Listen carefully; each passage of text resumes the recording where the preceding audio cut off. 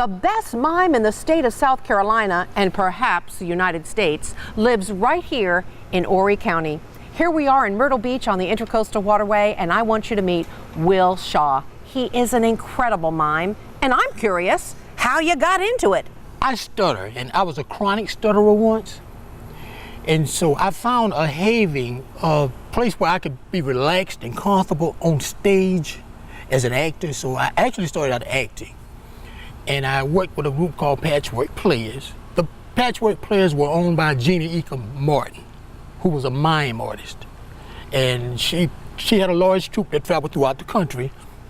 And so she would get these mime jobs. And what happens is she said, "You can move very good. I should teach you the mime." And I said, "Well, whatever the matter may be, let's do it." And I landed a job here at Broadway at the beach and had been there for about 12 years. And I started the job when they were first opening. And it worked out well, but I was traveling back and forth from Columbia, South Carolina. And so I actually moved here and then got another night job at Family Kingdom. And I've been there for about 15 years. And I was always fascinated with human behavior. And then I decided to go back to school for counseling. And in my research, it was very interesting. When I did the thesis for theater, there was a guy by the name of Thesis and Sophocles, and these people were there to create theater. And when I started doing my research for counseling, for therapy, psychiatric work, I also found them sitting there because they were instrumental in starting the study of the mind, not medications and not psychiatry per se, but the study of the mind and how it worked and how related theater, being an imitation of life, was to psychiatry. And so I kind of put the two together, and when it came time to go further after theater, I could have taught classes and got a PhD in that, but that kind of wasn't my interest, so I added the counseling to sort of switch the two. So one was to be solid. In essence, I had a fear of not having to work sometimes. So I wanted to have a 401k and all this kind of stuff. So I got the counseling job.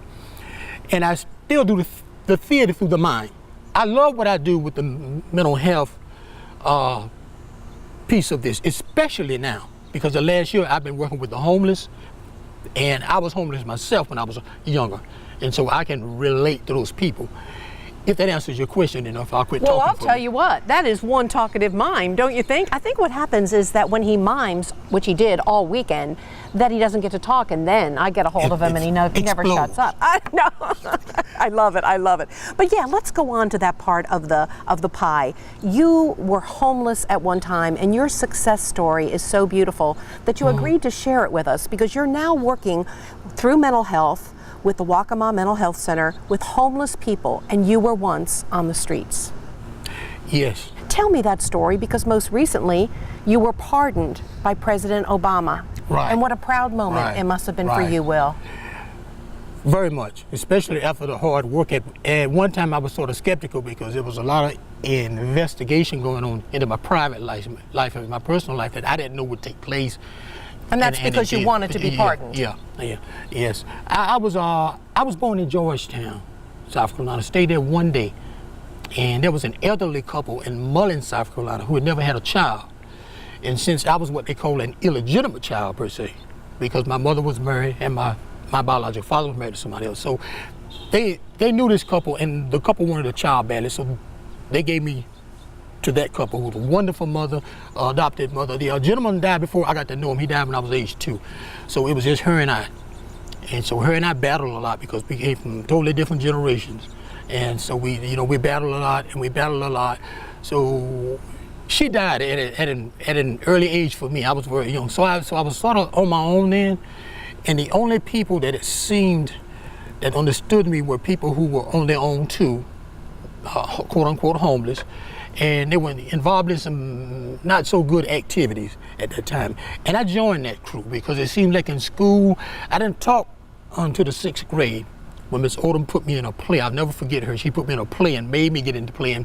That's when I got on stage and found out that my voice would lower and I would become as articulate and as fluent as I did. And I said, wow. And so I went back to the theater. Here again, it all goes back to that. But I was still alone personally. But when you were very young and homeless, you obviously did some things that you're not proud of today. At all. And that's how I survived then. I wasn't in school then. My last endeavor and I kind of hate to use the word criminal world, but my last endeavor lasted for about 5 years, from 19 to 25. That's where I was. So I had a chance to get my high school diploma, get some college credits, and then move on up. Out of that particular frame of mind, because I was angry. I was angry about the stuttering. I was angry about the adoption, and I was just angry. I felt like I was all alone and didn't know anybody. And I have a whole family on 2 sides, and my biological mother, we spiritually connected before she died. The adopted mother, I never got to bring closure to. And there's this thing on stage they call emotional recall that helps actors and actresses cry. And that's what I use sometimes when I want to cry, is I think about her and how much she put into me. She loved me. And I was just doing all kind of stuff to sort of sabotage that relationship and sabotage myself, and blaming the world and blaming everybody for what was going on with me. And it in essence made me a stronger person. Mm-hmm. Because once I found out who I was and I got that peace of mind through my relationship with God and the spiritual things, and then I found out that it wasn't anybody's fault and I was here for a reason, because I've helped a lot of people, not just in mental health, in the theater arena. When I go there for that week in school, I'd always take some indirect messages. When you go into the schools to work with the kids. And with the mime artists, doesn't any of my audience know that I'm a counselor, a therapist, and I see a lot of things. See a lot of unhappy people.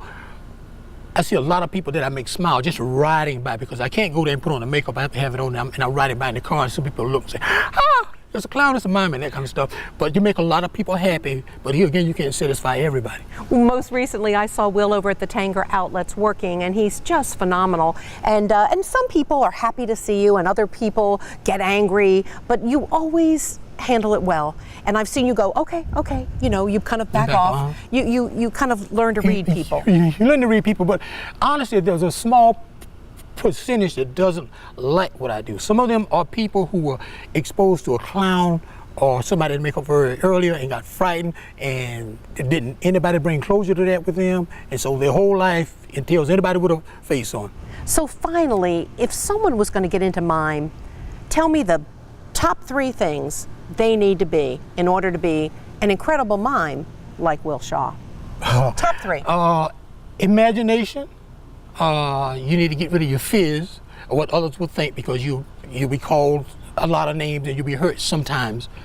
2. Skill. Study your craft. Movement. Watch people pick up glasses.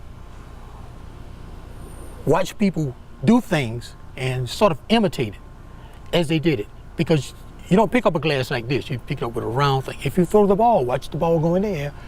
Watch the ball drop. Actually feel the ball.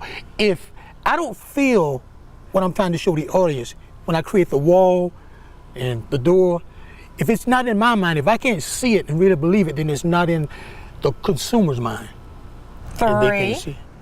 What's the 3rd top thing to be a great mime like you?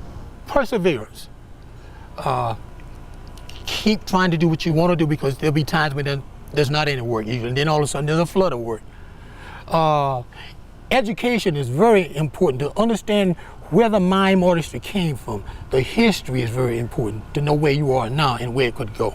So there you have it, my friend Will Shaw. And speaking of perseverance, he was once homeless, now helping the homeless, and has made an incredible success of his life. I'm proud that you're my friend.